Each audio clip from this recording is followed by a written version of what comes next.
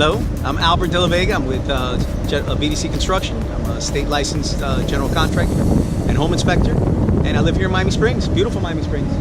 How long have you been in the construction business? Construction business, funny enough, I was a musician for many years. I had long hair all the way down my back, and Hurricane Andrew came around and I needed a job. I started working with a friend of mine in a construction company. I just started learning the ropes and basically didn't know what materials were used in construction. But I started learning and I've been in construction for many years. That's how I got my start. It was by chance. But it was, as a musician, you're creating. As a builder, I'm creating. I get to go into people's houses and kind of, figure out what they want to do, and then I get to, I start with nothing, and then I make it this wonderful thing that they end up loving. And so for me, it's a very rewarding process. The building, but also the interaction with the homeowners and getting everything in that final stage where they're very happy with their home once I give it to them. So you still enjoy the artistry, but you've applied now in the construction industry. I do. In fact, I think that's the part I enjoy the most, is kind of figuring things out and coming up with ideas. I'm not a typical contractor that behind the plans. This is what you want. Okay, let's do it. That's fine. If I see something that I think the owner will like a little bit more, if I see an issue that I don't think they'll be happy with, I'll mention it. Because I look at it. I look at every house. Like everybody says it, but I really do it. I look at a project as if it's my house. If I want to move it, I ask the customer. I recommend certain websites for them to go on so they can. I can kind of bridge that gap of what's in their head that I don't know to what they want to do, and by looking at websites that have certain finished products, so then I kind of get a feel for what they want, and then I can go to work as far as suggesting and coming up with ideas. When did you start BDC Construction? BDC Construction, we're incorporated since 2002, so it's I guess now it's like way over. We hit our 15-year mark, and even in some of the bad years where a lot of construction companies folded. And it was good in the sense that we got rid of a lot of unlicensed people that have workers without any workers' compensation insurance or general liability insurance, or licenses. I took the test.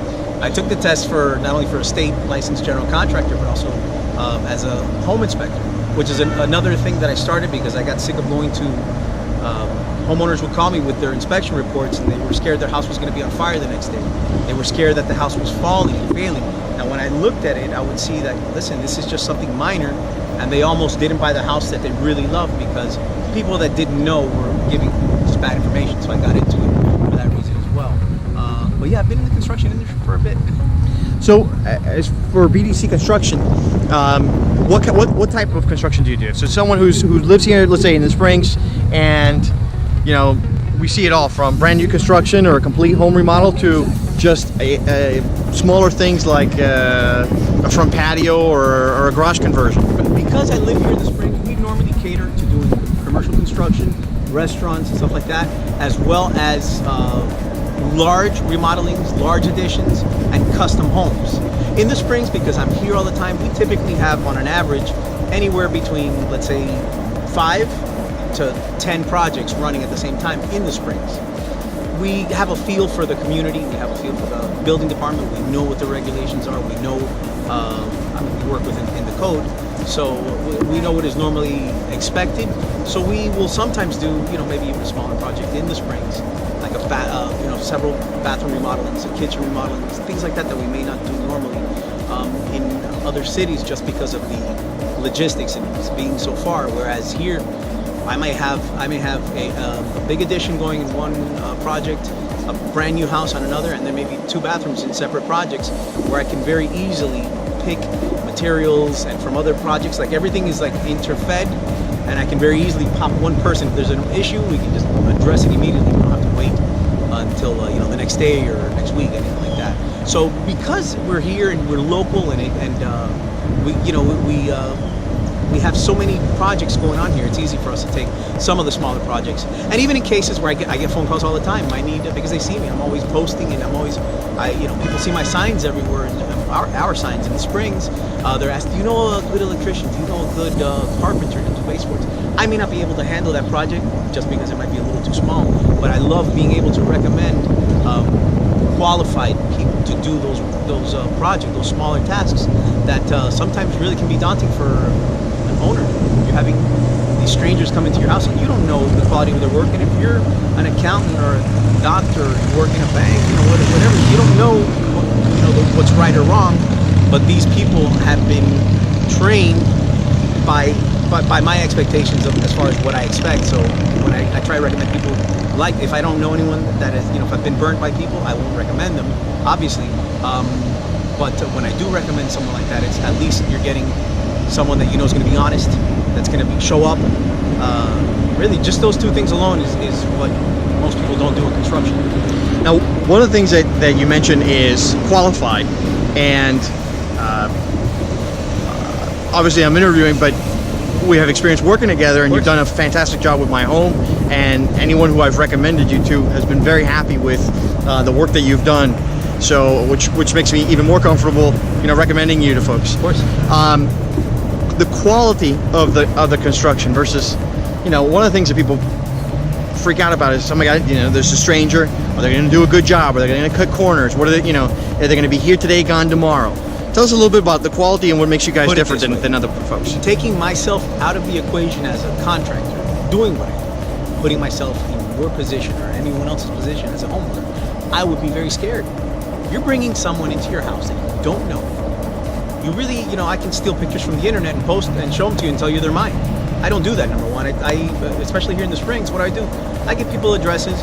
I tell them, go knock on that person's door and ask them about me. How were we? So that kind of like, it explains how we are, the confidence that I have in the services that we would provide, the honesty that we provide. But for going back to your initial question, which I think was, how does a owner handle it? It's not very easy. Sometimes people, they just, pick yellow pages. Sometimes they get, not yellow pages or internet or Google or recommendations. That's normally the better way of doing it. I've shown up to fix contractor number one's issues, and he was recommended by a friend. So at least here in the community, I think what I hear the most from my customers is I went with you because aside from the fact that, you look like a guy that's knowledgeable, which I hope to, come across that way because I believe that I am, it's also the issue that, you made it seem easy to me. You explained the process to me. You didn't just talk down to me. If there was something that I know, that the owner doesn't understand, I explain it to them. I walk them through the permit process. I walk them through the construction process. I tell them this is going to take, someone told me it's going to take 2 months to do this. I go, not correctly. We have to pass inspections. We have X number. I walk them through the whole process. I told them, these are the things that you need to do. That I need you to pick your fit. I need you to pick all of your things in the beginning of the project. Now wait until we're at the end of the project and you need to install tile on Saturday and you still have to pick them. So I try to educate. I think it can be a very rewarding experience. Construction can sometimes be, it's difficult. You have people in your house and there's noise and there's dust. It doesn't have to be a nightmare. You don't need to buy asphalt. You could just make it fun and rewarding. And a lot of times the people that see me everywhere, if I go to one of the restaurants here, they wait, Albert, I need you back. I got to do my kitchen. They enjoyed the process with me. We might run into a snag here and there, but the difference, I think that's one of the things that sets us apart from other builders. That anyone can install brick, anyone can install tile, anyone can put up a 2x4. It's when you run into an issue or maybe you don't think of an issue, but I do. I look at it and go, okay, you know what? We're going to need to have backing for here. It's something just based on my experience that how you deal with a problem, that's really what I think sets us apart from anyone else. It's a constant communication. I answer my phone. We work with emails. We work with schedules. There's text messages going back and forth. We stay in communication. I think really what sets us apart is we're honest. We show up when we say we're going to show up. We try and give what's called upfront pricing, where I don't lowball a price thinking, I'll be able to get more money later on in change. No, that's a disservice to the customer. I think the best thing you can do is let them know, listen, this is what you're going to be looking at. Budget based on this. Give yourself also a 10 to 50% contingency for any problems. So that way they're going in to construction with both eyes open and they're not getting hit for a lot of change orders in the middle of construction where they have no choice. Albert, one of the things that and you just touched on is your communication. From beginning during, and to the end. The communicating all the line items of the construction project, so that the client sees all the aspects that are going into the project. Exactly. It's detailed all in an email or in written format, and the client sees heads up, eyes open. Here's what everything costs going into the project. Exactly. When something happens, there's a question in the middle, where there's choice A or choice B. Exactly. The communication that goes on there, asking the client, hey, we can go this, but you have option B here if you prefer, or sometimes there's option A, B, or C.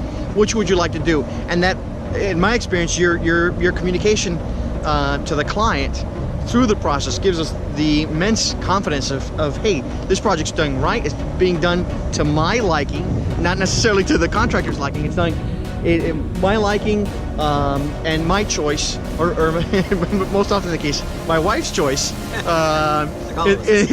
the project. But I think that's one of the things that gives the homeowner confidence, is saying, and comfort level, hey, these guys are doing the right thing, they're communicating well with me, and they're doing all the right things in the process. You hit on a point that happens all the time to me, where owners, a lot of times, they don't know.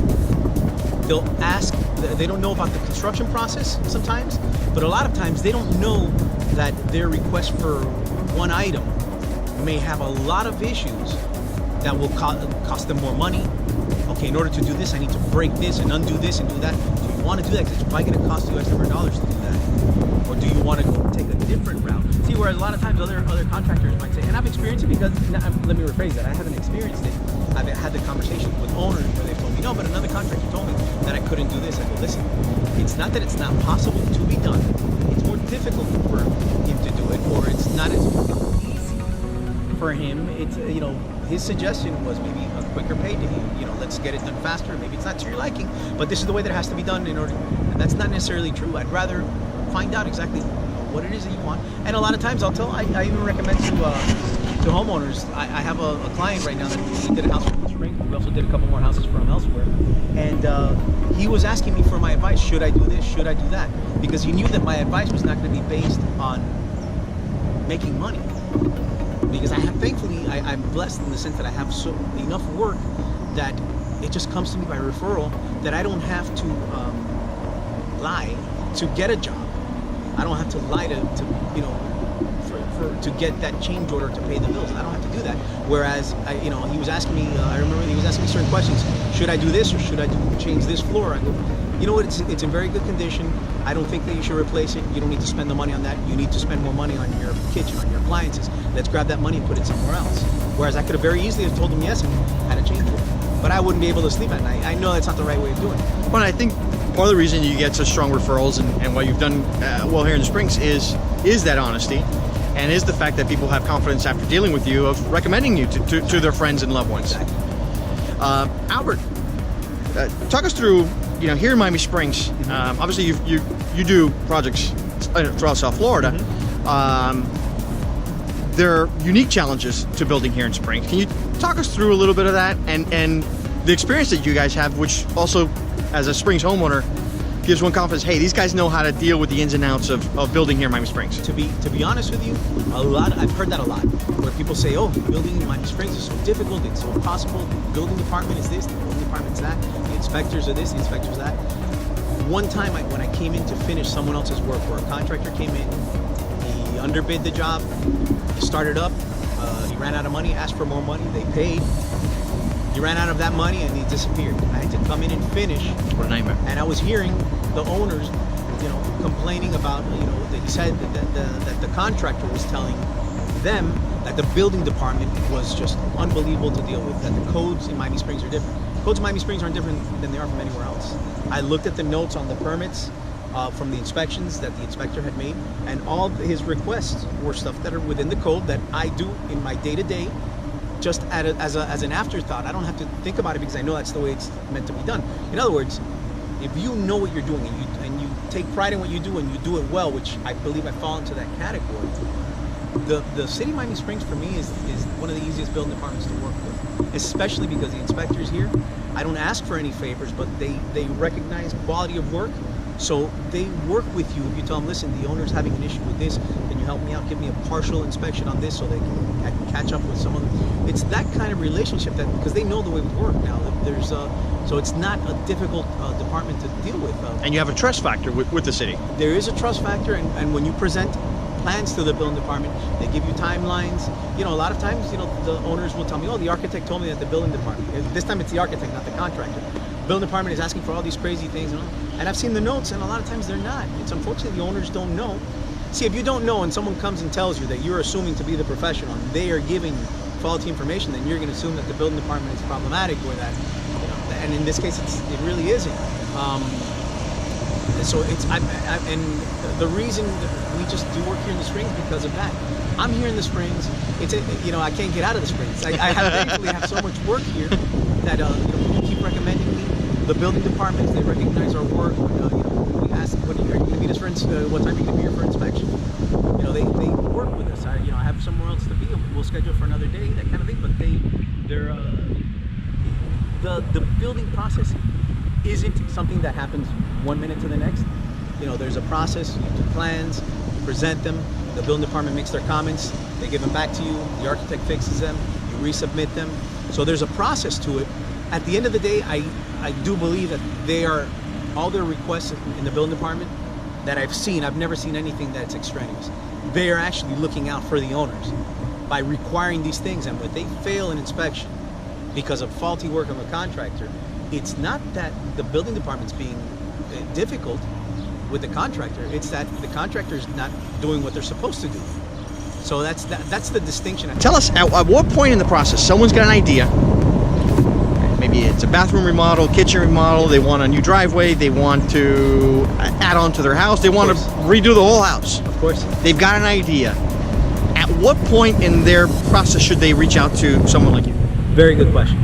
I always tell people, and this is also not the typical contractor answer, I think, in the sense that a contractor would prefer to go out to a job site and meet with owners when they have plans already, because they can just look at them. Their work is a lot easier. Count, hand off to subs, come up with price, we're ready to go. Whereas what I like to do a lot of times with, I tell people, call me whenever you have an idea, call me.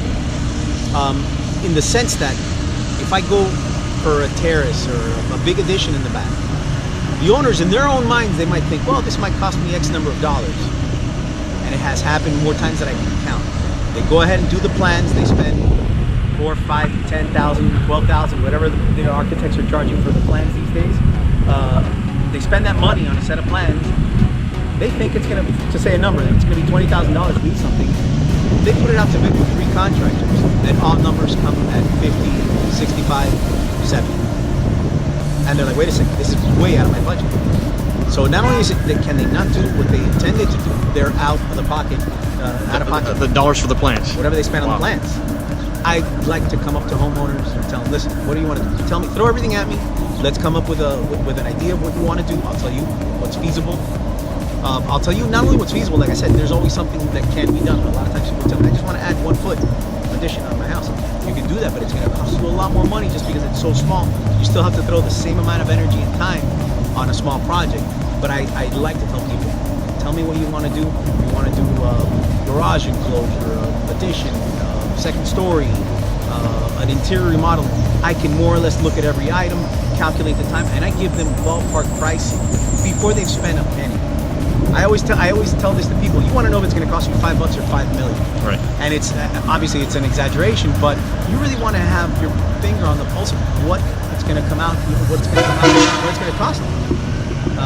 You want to have an idea of what construction is going to cost you. So at least I come up with these numbers, even those items, those prices I itemize, because that's how I come up with my pricing. Before you do it. Sometimes, you know, after they do that, they'll say, oh wow, I thought it was going to be a lot less. I just saved them how much aggravation and time. You can still go and get pricing from someone else. There might be someone else that's more economical than me. There's going to be people more expensive than me. But I think it gives you, even in that initial price, I try and give people a really good idea of what you're looking at. I want to give them the sticker shock day one, because if they proceed, they're prepared for it. not in the middle of the project when they're not ready. They can't handle it. Some people run out of money and they can't do it. That's why you see some projects that not as many in the Springs, but there've been a couple here where you see them stale for a bit, and it's either they ran out of money, the contractor ran away, or if there's a major issue with the building department or something. That happens. But in that case, I get, obviously I'm dedicating time to this that I may not do anything with, but it's okay. I felt good in giving them useful information, doing a service to them. That I've been recommended to other owners by people that I did just that. And I remember one case, there was this couple that they were going to do an addition, they were going to make a master bedroom, and this area was very cut up in this one house. And I told them, listen, I'll give you the pricing. I'm having a conversation with you for about an hour. I don't think this is suited to what you're going to want to do. You're going to spend X number of dollars doing it, and I don't think you're going to be happy with the final product, but you're going to be looking at it like, could have been, this is not really what I wanted. I did my job, I got paid, yeah, but that's not what I want to do. And they ended up buying another house, and they called me to give them an estimate to do something else in that house, and they told me it was the happiest. It was the best decision they could have made, and it was based on the information that I gave them that I feel was valid. It was very useful for them. So right now, someone who's watching this and they're thinking, you know what, I've got this idea, great, I want to reach out to Albert, I want to reach out to BDC, and schedule some time with you to find out, hey, is my crazy idea crazy, or will this work, or how much is at least ballpark, like you said, what will this be? How do they contact you? Well, best way of reaching me, believe it or not, is calling my office, 305-888-5221. We answer the phone. It's not I have people working there at the office. It's not an answering service, and we schedule all of our inspections, our estimates. Everything is done through our office. We put everything on calendars. So basically, if I know I need to have an inspection set on this project for Tuesday, it's going to be on the calendar. It's going to pop up as a reminder in the morning for me. So the best way of contacting us is through the office, and she'll put it on my calendar so that way I know what's coming up. Because also, if I have something else, I block out certain times, but it runs, I think, a little bit more efficiently. We're not remembering things that morning before we go to work. We have things planned out. Perfect. So perfect. And you guys, your website is www.bdcmiami.com.